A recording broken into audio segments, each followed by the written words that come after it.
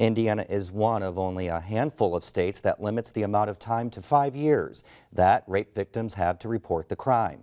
Efforts to expand the time frame or eliminate it altogether have failed to gain any traction in the legislature.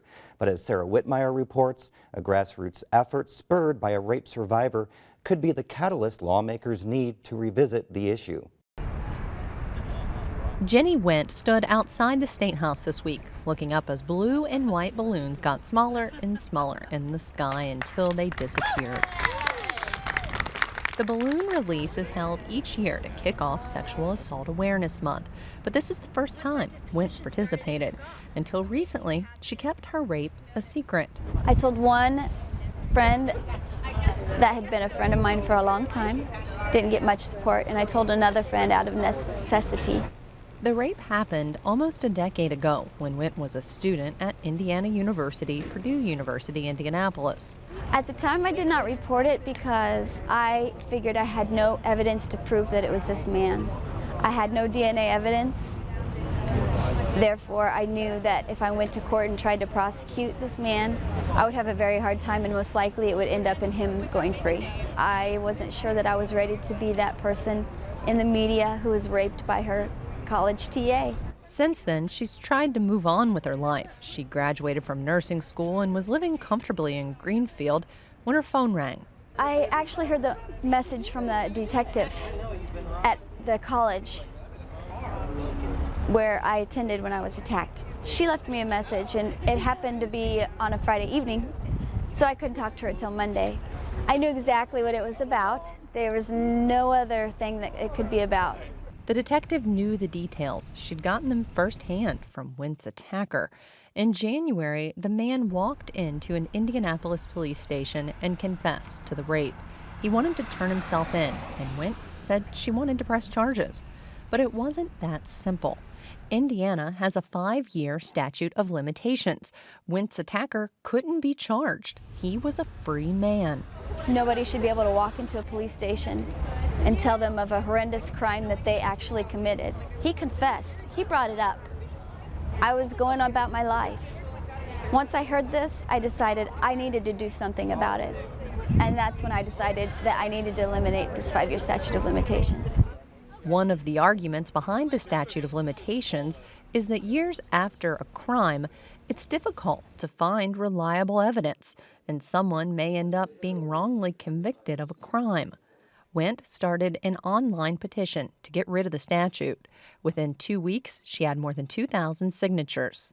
It's been on our agenda, and so the thought was we didn't want to introduce it back this legislative session. We were focused on some other things. So the plan was originally, before all of this happened with Jenny, to revisit the statute of limitations, and so it was just perfect timing. With the Indiana Coalition Against Sexual Assault, Wendt is beginning work with legislators and the governor's office. According to RAIN, the statute of limitations is 5 years or less in 8 states. It's 6 to 9 years in 11 states and 10 to 20 in 12 states. In 19 states, there is no time limit for filing rape charges. I figured we had to start somewhere. To go from 5 years to elimination, I thought was something that was ridiculous to ask. Now, I realize it's not. Nancy Stockton works with college students who are the age Wendt was when she was raped. Stockton says there's a problem with underreporting. Fewer than half of rape victims ever report what happened, and removing the statute or eliminating it would encourage more survivors to come forward. I think they can feel re-attacked, re-victimized in some ways, feel maybe somehow it was my fault after all, or I have some blame in this situation because the system at large is not responding to what happened to me. I'm hoping to give a voice to all those who could not use their voice, and to anybody who is interested in making a change. For more on Indiana's laws on sexual assault cases, we're joined by Tim Morrison. He's an adjunct professor with the IU Maurer School of Law and the Department of Criminal Justice. He is also a former federal prosecutor. Tim, thanks for joining us today. What are some of the arguments for having that statute of limitations? The statute of limitations provides a means by which your evidence is of higher quality. Everyone knows about the phrase, justice delayed is justice denied. And that's because that the longer that a case pens, witnesses forget. Evidence gets misdirected, it's not stored correctly, memories fade. All those kinds of things happen, and the quality of the case that you can present is lessened by that fact. So that's one of the arguments. Another argument is basically it's the only protection that a defendant has to force the time along. If you look at the issues of speedy trial, which is in the Constitution, all those affect after you're charged. They don't affect before you're charged. And so the statute of limitations provide at least some certainty out there. If I'm going to be charged, I'll be charged before then. Finally, it provides some impetus. We all work better under deadlines, and the police agencies, if they know that this is the end, that they had better devote the resources and to be able to charge somebody within that period of time.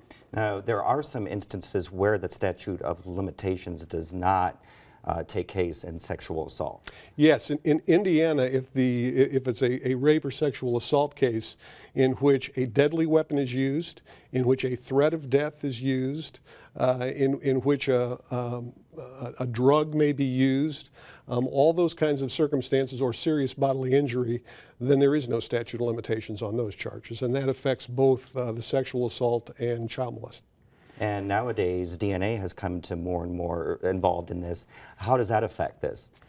Well, there have been a couple of cases in the country in which there's been DNA evidence, but no identification of a defendant. Years go by, they have a DNA profile, they have nothing else. They have no name, no face, nobody knows anything. Then at some point, a person is subsequently arrested, their DNA is seized as a result of that arrest. They go through the databases and they produce that. But you know, it could be outside the statute of limitations. But what some jurisdictions have done is to charge the individual not by name, but by DNA profile. That's what's attached to the warrant. And courts have upheld that as being specific enough to sustain a motion to dismiss because you weren't particular with the identification of the defendant. We just have a little bit of time left. Can you explain a little bit about the difference on how evidence is looked at through a sexual assault case and other crimes? It's looked at it much the same way. It's just there's more of it, and it's just more complicated. Usually there's physical evidence, but there's also a lot of witness testimony. I mean, you're trying to track people, you know, before and after the event, and that's why some people would think that that's such a critical issue, because you want to maintain as many defendants, or as many witnesses as you possibly can. You don't want to lose them to moving away, to, you know, to dying, to forgetting, you know, all that kind of thing. And that's why you're trying to compact that up. So what do you think the likelihood of this being extended will happen? You know, it's not a constitutional doctrine, so no constitutional court's going to say, you know, you have to do away with this.